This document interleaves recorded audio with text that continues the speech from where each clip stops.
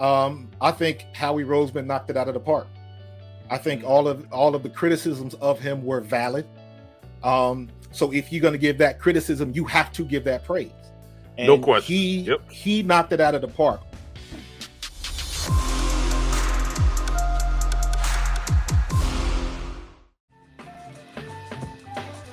Happy Wednesday, everybody. Welcome back in Sports Take, JAKIB Sports YouTube Network. Smash that like button, friends. I am Rob Ellis along with Derek Gunn, along with Barrett Brooks. And joining us now, he is a frequent contributor to the comments section of the program.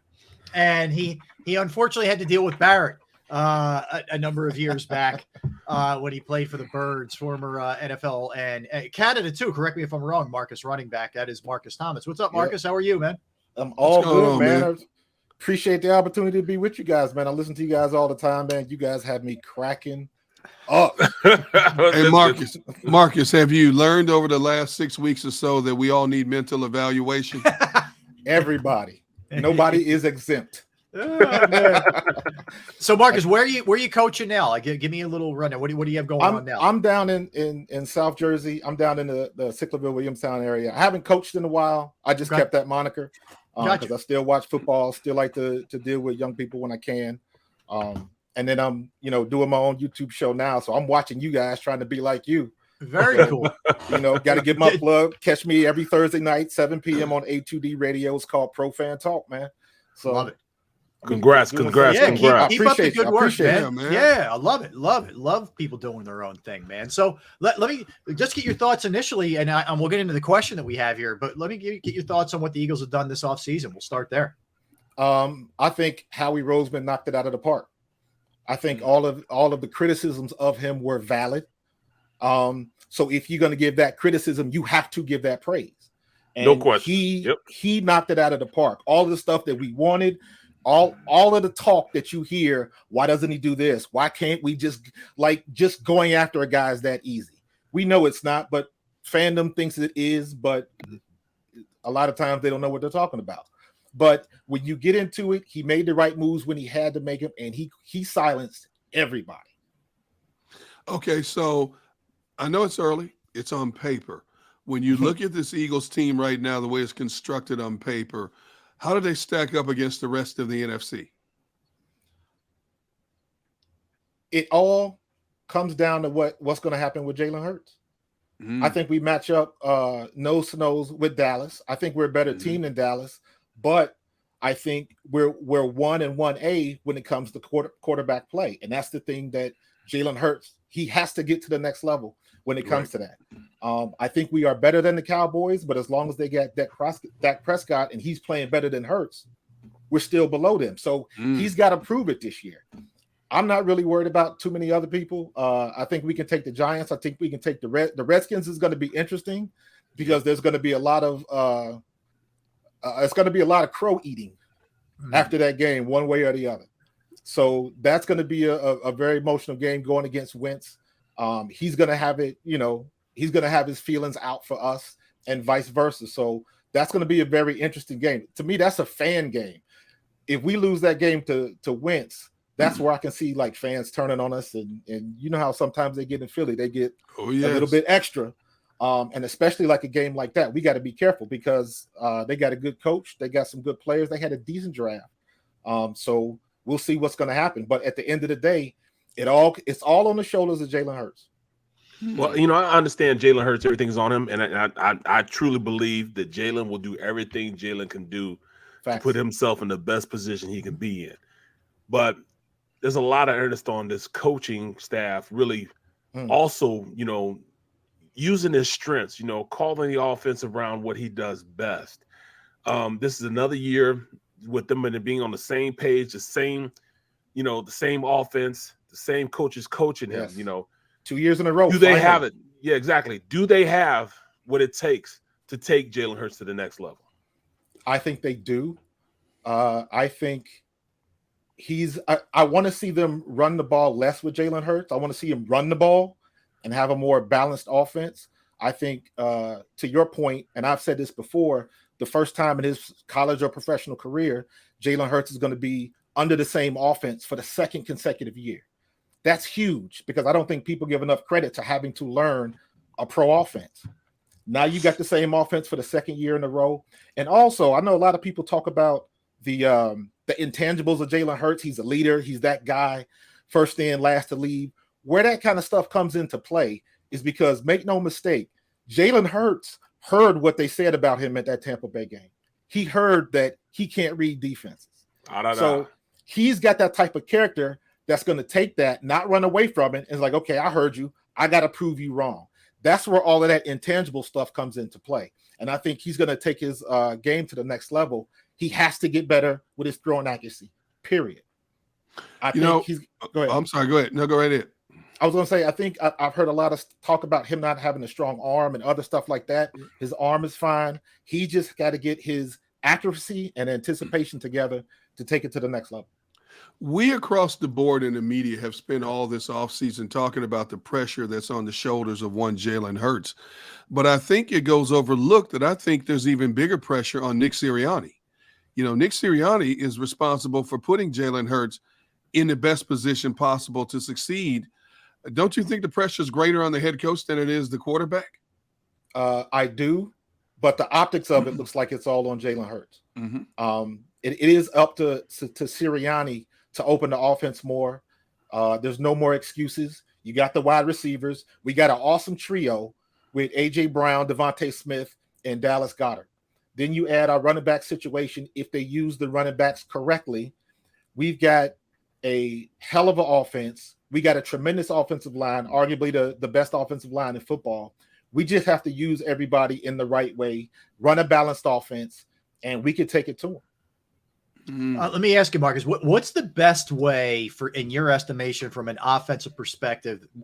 How would you like to see Nick Sirianni approach this early in the season to sort of build Jalen up, to get some confidence, some momentum, to just, up, to get them going early with some of the issues that we saw last year? Me personally, I would like to see him run Jalen Hurts under center a lot more, so you can get better play action. So he can take the 5 or the 7 step, read the field, and deliver the ball. If you go back and look what Donovan did his first couple of years in the league and how he was watching Doug Peterson and how they molded him. That's what's best for him. If you go back and look at that Atlanta game, the first game last year, how we played that offense, very up tempo, very quick, get in and let's keep it moving. We did it that one game and never did it again. If he keeps it balanced, if he lets the running backs, and this is me giving my little running back spiel, if he lets the running backs run the ball from 7 yards deep, it is a pet peeve of mine when guys run from gun and pistol formation. Running backs lose effectiveness when they are running east and west. You got to go straight downhill. I think Miles Sanders is still a home run hitter if he stays healthy. But it doesn't matter who you got back there. If it's Sanders, if it's Gainwell, if it's Scott, you got to give him the ball going downhill. Use that offensive line to its ability, because we got some hogs on the offensive line that are moving mountains. Run behind them, and then let everything else come off of that. We had almost 0 screen game last year. That was laughable. If we ran another wide receiver screen left, I was going to pull my hair out, and you see what happened. But we have all the tools. We just have to have a balanced offense and stick with it. If the running game is working one game, stick with it. If the screen game is working one game, stick with it. If he's throwing the ball over the field, stick with it. We just have to be more confident, and Sirianni's got to be more confident in what he has in that playbook, transitioning to what those players on the field can do for him. Yeah, you're absolutely right, man. I mean, that's exactly what they did to Dak Prescott. He probably was – his first year, he was probably 65% underneath center running plays, because then you had Zeke in his first year running the rock the way he was running it. So it was hand in hand, because the play action will pull those linebackers up because he's underneath center. They have to respect the run, especially the way they ran the ball last year. So it's going to open things up. But, speaking of that running game, man, do they have enough in the as far as what they have as far as running back? I mean, all right, Sanders and Brooks, Kennedy Brooks, Oklahoma running back, are the 2 biggest guys at 215. They don't have that big back that they had before. Is that enough, or should they go out and get a veteran, a big back? I don't think we need a big back. I think, like in my opinion, I think Jordan Howard was good smashing it up the middle. Right. I thought last year they should have used Jordan Howard and Miles Sanders as a 1-2 punch. Jordan Howard was like the jab, and then you bring in Miles Sanders and he can take off on you. He still has that breakaway speed, in my opinion. I still think he's a home run hitter if you run him right. And also, again, we had 0 screen game. Screen is just another play action, but you got to be able to use it. Boston Scott can do that. Gainwell can do that. If you look at the young kid we just got in, what's his name? Huntley. Yeah, he's a speedy back. Detroit. Yeah, so I think we got the tools to do it. You just got to get them behind that offensive line and let them run. Let them do what they can do. Like I said, let Miles Sanders get 7 yards deep and get behind Jordan Mailata and let's go. Well, you are also a special teams guy, man. Who do you think this team can have to go, return kicks for them? Because I'm looking at the roster, and when I look at the roster, everybody's saying Britton Covey. I see him, I like him, but they got him a receiver. And anytime you're a receiver and you're wearing number 41, that ain't boding well for you to be on this squad. 41, dog, and you're a receiver.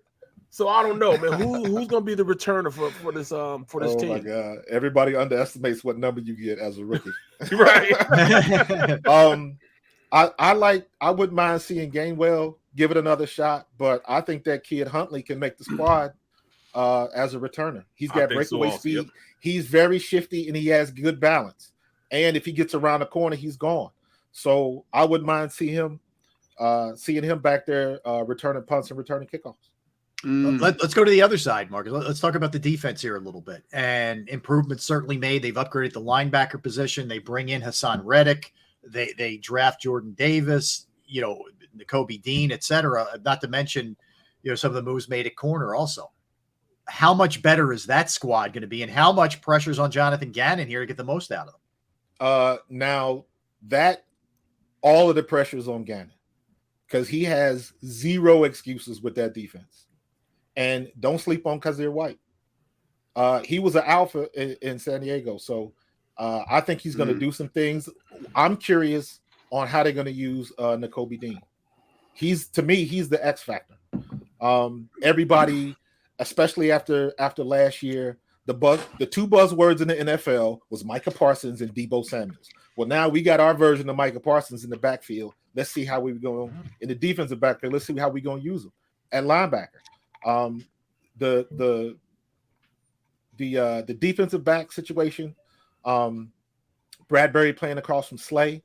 I think that's a solid pick, and our defense should be able to take us through the season. We just got to score points. The defense is going to be able to handle their business. Okay, who's the most important player on that Eagles defense? On the defense. That's a tough one. That's not an easy answer. That is a tough one. In my Malcolm opinion, Jenkins, there's no Malcolm Jenkins. I was going to say I'm going to say Slay. Okay. Because he's been the best player, and everybody's going to go upstairs and throw the ball around. So if our defensive backfield can play up to the potential and play up to the hype, teams are going to have a problem with us. Well, I guess then let's open up the question we were going to ask then. Let's just do it in general. If you take Jalen Hurts aside, we all think he's the most important player. Who would you say is the most important player, period, this year aside from Hurts? Instead of Jalen Hurts? Yeah. That's a loaded one right there. I think it's A.J. Brown. Because he's the guy that he's the moneymaker now. He's the guy you brought in that says he's going to change everything. He's the guy that's going to get Devontae Smith open. He's the number one. He's the guy you have to game plan. And now that we have somebody on offense where you have to game plan, that means somebody else has got to pop open. Because if you're focused on him, that means you're missing somebody else. And that's how people, how they break out years. Everybody's concentrating over here. Devontae Smith, I think, should have a better year. Dallas Goedert should have a better year. So I think it's A.J. Brown because he's got all of the hype. He's got the pedigree with him. They know what he did before. So we are expecting that type of performance and that type of production going into this year. You know what? I'm gonna go with the defensive side of the ball, and I'm gonna go with Hassan Reddick. There's a lot put on this man's shoulders. The mere fact the last time we had a double-digit sack guy was I think they said it was BG, like 3 or 4 years ago. We haven't had a consistent double-digit sack guy in the past 10 years since that's crazy. Trent Cole, probably. Yeah, Trent Cole. Yeah, Trent Cole. So I think it's imperative that he goes out and becomes that player that people look for, that you have to game plan against. Defensive coordinator, as a defensive coordinator, you want one guy that everybody's gonna have to prepare for. And I think that Hassan Reddick can be that guy. When you're an offensive coordinator, you're trying to see, all right, which way you're gonna set the protection. That's where I think, he has to step up and be that voice in that locker room from this point forward.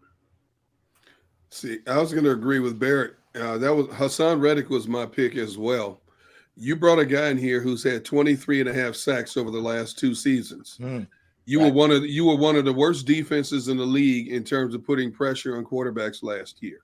You don't go out and get a guy who has 23.5 sacks over the past 2 seasons and underutilize him. Jonathan Gannon has to make sure this man is attacking almost every down. No ifs, ands, or buts about it. And you go out and get a young Nakobe Dean. What was one of his claims to fame? Being able to get up and under these big guards and tackles and putting pressure on the quarterback. So now you have 2. You've got Brandon Graham coming back off a major Achilles injury, who was a good pressure guy before he got hurt. Wasn't double-digit sacks, but so now you have 3. Kazir White, as Coach just mentioned, Kazir White, don't sleep on this dude. I've watched him play elsewhere. He can be a kamikaze pilot when he wants to, if you utilize his skills. Correct. So you got 4 right there. There's no excuse for this team not being, and I'm going to be lenient when I say this, there's no excuse for this team not being in the top 15 in quarterback sacks in 2022. They better be. No ifs, ands, or buts about it. Top 15 out of 32 teams, I think, is giving a lot of grace in terms of what we should expect. You have 2 D tackles in Cox and Hargrave that can get consistent push and command double team at any time in the interior, in the offensive line, in the defensive trenches, which means somebody's going to be free to shoot through somewhere. So you've got to utilize these guys. The best defenses are the defenses that can make the quarterbacks do what they don't want to do, disrupt their timing, go the opposite way of their strong side, throw the ball quicker than they want to throw it. They won't have that ample time to sit back there and wait for the receivers to come out of their breaks. Make them throw the ball a little bit sooner, or you take a pounding. What we saw happen to Carson Wentz the last 2 seasons, the way that man got beat to a pulp the last 2 seasons in Philadelphia is exactly what we should see from this defense doing to opposing quarterbacks each and every week. And when you look at the plethora of average quarterbacks they're playing in 2022, there is no excuse for this defense not being one of the better teams, not only in quarterback sacks, not only in quarterback pressures, but also in generating turnovers.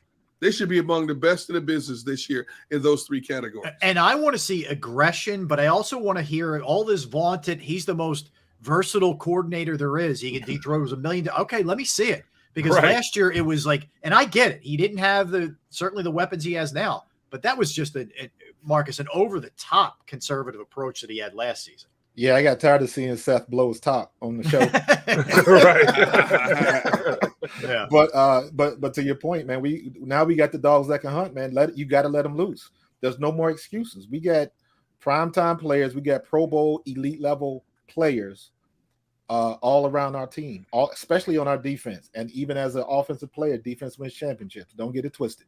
So you got to let the dogs loose. You got no more excuses. Right. I'm with you. I didn't really understand where he was getting all the hype as a head coach candidate. What is that all about? I don't know. People like who they like, I guess. He must have a good agent. I'll give that guy props, man. He was in every conversation. I'll tell you the guy who I thought of, and I kept going back to offensive line. I'm thinking Kelsey. I'm thinking Mailata, who's protecting his blind side. I mean, without those guys, it could be curtains, man. Yeah. So it's hard for me to get away. And all the things that Kelsey does in terms of, setting things up and the way he's able to read everything. I just think those guys too, man, are so critical. And I know, look, I agree. They've got AJ Brown for sure is one of the ones. I thought Devontae coming off of, having AJ here and what he could potentially be this year. There's a lot of different guys you could look at with this team for sure. Well, yeah, but you want to face of the team. See, the worst thing this team could have done is let Malcolm go when they let Malcolm go without having a guy to fill Malcolm's shoes. Yep. Not necessarily a safety, but somebody that can rally the troops and get guys going the right direction. We've seen that Jason Kelsey can do that. He's been that guy. But on the defensive side of the ball, Fletcher, like I said, we need that guy. Fletcher, no.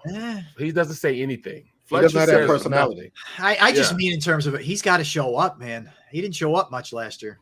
There lies the problem. Yeah, he hasn't showed up for the past 3 years. It's going to be BG. BG is still the heart of Philadelphia, in my opinion. Yeah. So if he comes back and he's anywhere near where he was, we're great. Yeah, because he's the leader on that defense. He's the heart of that defense, and you got pressure off of him to an extent, right? With some of the additions they've made, right? Yeah, but that's a tough injury for a 34-year-old to come back from. When you're 24, you bounce back a lot easier. When you're 34, that's a tough injury to come back. I can't tell you how many players I've seen come back from that injury. All of a sudden, next season, injure the same doggone Achilles again. So they're gonna have to. But the fact that they have better depth now, in terms of pressure type defensive players, now I know Brandon well. I know he wants to be on the field. I know he wants the majority of the snaps. But if he's a smart businessman, he's also got to realize that playing less is best for you in terms of having longevity in 2022. I think one of the biggest, and this will go unseen, is the effect that BG is going to have on those young players, on the Kobe Dean, and especially Big Jordan Davis in the middle. Yep. You're absolutely right. Jordan Davis, that dude's got some potential. For something that big to move that fast is incredible. Something. So, listen, when I went to the combine, I didn't have a great combine. I was fast. I ran a 4.48 at my school workout. I got to the combine, I ran a 4.78. So that big man at 340 was faster than me. So Marcus, why was it so much why was your time so different? What was the disparity there? Nerves. Okay. I didn't know you thought you got a bad gun or a bad gun. All my other all the other tests I did pretty good at. Had a pretty good vertical. Had a pretty good bench press. All of that kind of stuff. All that stuff was good. I just had a weak 40 time. And then when they came to my school, I ran a 4.48 at right around 208 pounds. So, but you got to do it when the lights are on. So yeah. Oh yeah. We need I think we need a Barrett story too, Marcus. From your days back. Yes, I didn't play with Barrett. See, I didn't play with Barrett. I'm a little bit older than Barrett. I played in '93 and '94, so I was still with Seth and Randall and Clyde and all that kind of stuff. One of the funny stories that you were the end of Kotite. You were there for Kotite. Okay. Yes. Okay. And I was in the training room getting my ankles taped by Otho Davis. Yeah. And I believe it was Harold Carmichael walked in the locker room, and he looked at me, and Seth was on another table, and he goes, "Seth, I didn't know your little brother played." And I was like, "What?" But there is a little resemblance. Listen, when I go back and look at my rookie mugshot, I had the bald head. You had the fade, or no? I didn't have a fade. We were bald. I think that was the first year Seth had it bald. Yeah, so that was a funny thing. It was some crazy stuff, man. It was like I'm still salty that my rookie year we didn't take a team picture. What? They had, how they take the mug shots in camp? They took all of the mug shots of everybody that made the roster and put them together on the page, and that was our team picture. We didn't get to go in the stands with the uniform, and we didn't do none of that. And I was like, come on, Norman. Was that Brayman just being too cheap? That was Brayman's last year. Oh boy, that was Brayman's last year. Well, I mean, I'm trying to think when I took a picture like that. I didn't take one until I won the Super Bowl. In all actuality, Really? that's the last time. Well, I took one when we in the Super Bowl, we took one, and that was it. I didn't get one in Detroit, Green Bay, New York. There's a common theme here, Barrett. I'm just throwing it out there, Barrett. There's a common theme here. What's that, man? I'm not gonna say. I'm just gonna keep. Camera to break. You already accused me of being mean. My wife accuses me daily of being too mean to Barrett. So therefore, I will just keep my comment to myself. My God! All right, well, I'll get you out of this. So last one, and Marcus, and we appreciate you jumping all over this, man. No problem. Barrett threw this out there earlier. I'm curious where everybody stands on this. Who's going to start at right guard? Will it be Sayamalo? Will it be somebody else? Who will start at right guard? I hope it's I can't even say his name right. Sayamalo? Yeah. I'm big on. I want somebody who's been here because that's less to learn. They already know the system. They're familiar. There's a lot to be said on familiarity. Yep. The young guys that make a squad are the guys that adapt and catch on the quickest. So especially on the offensive line, I used to tell my kids that I coach, the most important person on the field is the center because he touches the ball every play. Not the quarterback, but the center. And if he doesn't make the right call, so that offensive line, their importance is paramount. So I want somebody who's at least been around the block a couple times. And especially you've been with Sirianni, so you know what he likes, what he doesn't like, all of that kind of stuff. So all of that comes into play and you're ready to go. Okay. Having said that, I hope he can fill them shoes. How about you guys, Barrett? You know what? I don't think it's all the way locked in. I saw a lot of great young talent, in camp last year that, nobody really talked about. One guy in particular is Coyote Owosika. Really, really good guard. Played it, they actually picked him up from Indianapolis from their practice squad. Right. Played in Buffalo. Played with Tyree Jackson. Really physical pass blocker. I didn't see too much of his run blocking, but I saw enough from him that he's going to be one of those guys going to try to compete for that right guard position. Of course, they got Sewell Peta. He's not going to do anything, but I mean, I think that he's one of those guys. And then Jack Driscoll probably has the inside track to being the starting right guard right now because we don't know Sayamalo's back yet. So Jack is probably starting as of right now, not Sayamalo. Interesting. What do you think, B? Or Derek, what do you think? I've said it before. I'll say it again. I think they're going to do everything possible to give this kid Cam Jurgens a chance to start. If there's anybody who's well versed in terms of making offensive linemen versatile, it's Jeff Stoutland. And I just think for them to take this guy in the second round, they're not going to take him in the second round just to sit on the bench. The same way they did with Landon Dickerson. Now, Dickerson played out of necessity when he got in there. I do think Sayamalo is the odds-on favorite because of his experience with this team. But I think if Cam Jurgens gets up to speed a lot quicker than we anticipate, he's going to be neck and neck with everybody that Barrett has mentioned in terms of having a run at being at that right guard. I think they want to get him on the field quick to get him acclimated to playing the game at this level. So if this is indeed Jason Kelce's last year to play as a Philadelphia Eagle, it would be an easier transition to move him over to that center position after this season. He's going to obviously train as center. He's going to train under one of the best in the game in Kelce, but I think he's going to get a lot of reps at that right guard spot and could possibly push a lot of people out there before the season is over. I'm not going to say he's going to start the season at right guard. I do believe before the season is over, he's going to get some significant reps at that position. Interesting. Yeah, I love the competition in camp, man. It is nothing better. Yeah, Coach Markus, hey, great job, man. Give your show another plug before you head out. It is called Pro Fan Talk. I am on every Thursday night at 7 p.m. on A2D Radio. It's another YouTube show just like this one. I'm trying to be like you guys, man. Trying to grow up in the big dogs. D-Gun, you, like me, are a barbecue fanatic, brother. Now you're talking about language. Now sir. I am that dude that will be up 16 hours smoking an 18-pound brisket. Yes, there sir. You go. See, in a smoker, not on the grill. I got mad respect for that man right there. That's all right. But how many grills you got? 3. I got one smoker and I got 2 like regular grills. Most of the stuff I do is at my smoker. So That's now, impressive. are you one of these guys where you get out there, rain, sleet, or snow, and grill or smoke? Yes, sir. See, Craziest weather I did it. It was 19 degrees sleeting, and I cooked the brisket. Oh, see, as I've told these guys, I've been out there in electrical storms. I've been out there in wind gales of like 30, 40, 50 miles an hour. Yeah. I've had hail beat me in the face, snow on top of me. I've shoveled paths to get out of my patio door to a grill to go out there and grill something.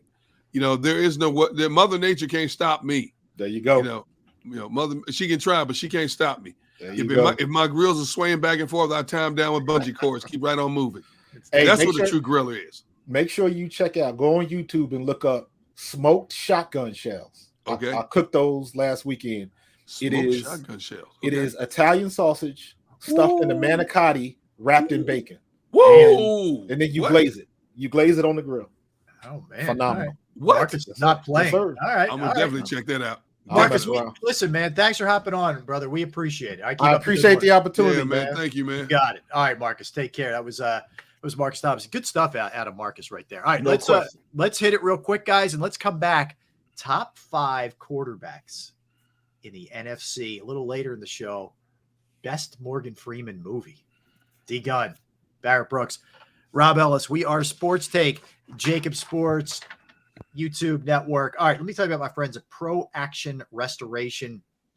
You know how this works. If you get crazy rain, or unfortunately you're the victim of a fire in your home or a property that you own, you have smoke damage, mold, whatever the case may be to your property, you're not really sure what to do or who to turn to. I got the people for you. Pro Action Restoration is on call 24/7, 24 hours, 7 days a week. I've utilized that. I called them on a Saturday. They were right there at my parents' house. They cleaned up what was an absolute mess, and they did it professionally, and they gave me a very reasonable price. They're licensed, bonded, fully insured. They've been serving the tri-state area for more than 2 decades. These are good people. They are people that you can trust with your home, with your property. Pro Action will work in conjunction with your insurance company.